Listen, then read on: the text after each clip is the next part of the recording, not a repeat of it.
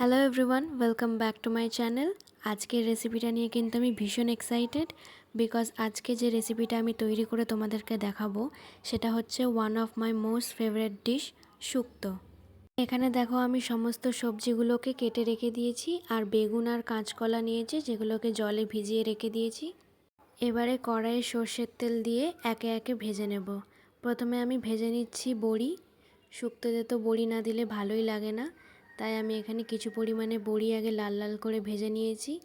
এরপরে দিয়ে দিচ্ছি পেঁপে।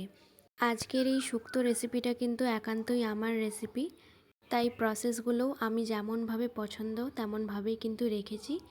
তোমরা কিন্তু চাইলে নিজেদের মতন করেও করে নিতে পারো, যেমন ধরো এই পেঁপেগুলো সেদ্ধ করে নিতে পারো, ডাঁটাগুলোকে সেদ্ধ করে নিতে পারো, তবে আমি আর অন্যরকমভাবে সেদ্ধ না করে একেবারেই ভেজে নিচ্ছি।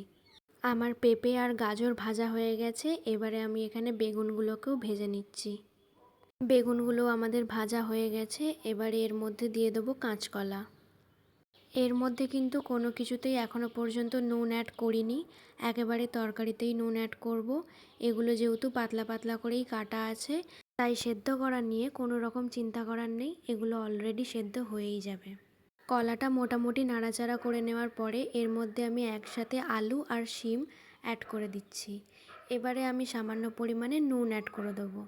কলা যেহেতু পানসা হয় তাই জন্য এখানে সামান্য পরিমাণে নুন অ্যাড করে দিচ্ছি, এতে করে কলার ভেতরে নুনের পরিমাণটা চলে যাবে। এরপর আমরা নিয়ে নিচ্ছি উচ্ছে। এখানে তোমরা চাইলে উচ্ছেও দিতে পারো, আবার চাইলে নিম পাতাও ইউজ করতে পারো। তবে যাই দিও না কেন এখানে কিন্তু তিতোর পরিমাণটা একটু কম দেওয়ার চেষ্টা করবে, কারণ অনুষ্ঠান বাড়িতে কিন্তু শুক্তোয় অতটাও তিতো হয় না।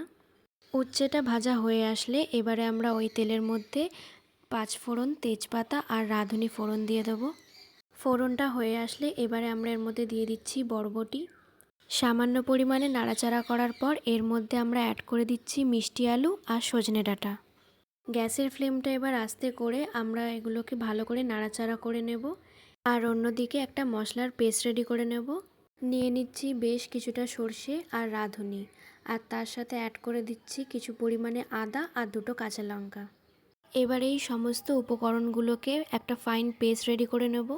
পেস্ট হয়ে আসলে এবার একটা ছাঁকনির সাহায্যে মশলাটাকে আমরা ছেঁকে নেব। সর্ষে খেলে যাদের গ্যাস অম্বলে প্রবলেম হয় এরকমভাবে ছেঁকে নিলে এই প্রবলেমটা কিন্তু আর হবে না। এবারে মশলার জলটা এর মধ্যে অ্যাড করে দিচ্ছি। এবারে সমস্ত উপকরণগুলোর সাথে ভালো করে মিশিয়ে নেব। আমার ভিডিওগুলো যদি তোমাদের কাছে ভালো লেগে থাকে আমার চ্যানেলকে সাবস্ক্রাইব করে কিন্তু পাশে থাকতে হবে, আর বেল আইকনটাকেও ক্লিক করে দিতে হবে, এতে করে সরাসরি আমার নতুন ভিডিওগুলো তোমাদের কাছে পৌঁছে যাবে। মশলার জলটা ফুটে আসলে এবারে আমি সমস্ত উপকরণগুলোকে এর মধ্যে অ্যাড করে দিচ্ছি। এবারে খুব ভালো করে মিশিয়ে নিতে হবে। এর মধ্যে যেই সমস্ত উপকরণগুলো একটু সেদ্ধ হওয়ার কথা সেগুলোকে আমরা ওপর থেকে একটা ঢাকনা চাপা দিয়ে গ্যাসের ফ্লেমটা লো টু মিডিয়ামে করে আমরা এই মশলাটার সাথে সেগুলোকে সেদ্ধ হতে দেব। এই পর্যায়ে দেখো আমাদের মশলাটা পুরোপুরিভাবে হয়ে এসেছে আর আমাদের সবজিগুলো মোটামুটি 60% কুক হয়ে গেছে। এবারে এর মধ্যে পরিমাণ মতন গরম জল অ্যাড করে দিয়েছি, আর এখানে আমরা গরুর দুধ নিয়ে নিয়েছি যেটাকে খুব ভালো করে জাল দিয়ে নিয়েছি। এবারে ঝোলটা ফুটে আসলে আমরা এর মধ্যে গরুর দুধটা অ্যাড করে দেবো। দেন ঝোলের সাথে ভালো করে মিশিয়ে নিয়ে আবারও কিছুক্ষণ ফুটতে দেব। এরপরে আমি অ্যাড করে দিচ্ছি উচ্ছে, বড়ি আর বেগুন। এবারে সমস্ত উপকরণকে খুব ভালো করে মিশিয়ে নিচ্ছি, দিয়ে ভালো করে ফুটতে দেব। মোটামুটি ফুটে আসলে আমি এর মধ্যে অ্যাড করে দিচ্ছি স্বাদ মতন নুন আর চিনি। দেন ভালো করে নাড়াচাড়া করে নামিয়ে নিলেই রেডি। আজকের এই শুক্তোর রেসিপিটা তোমাদের কাছে কেমন লাগলো আমাকে কিন্তু কমেন্ট করতে একদম ভুলবে না। এই ভিডিওটা ভালো লেগে থাকলে অবশ্যই শেয়ার করে দেবেন।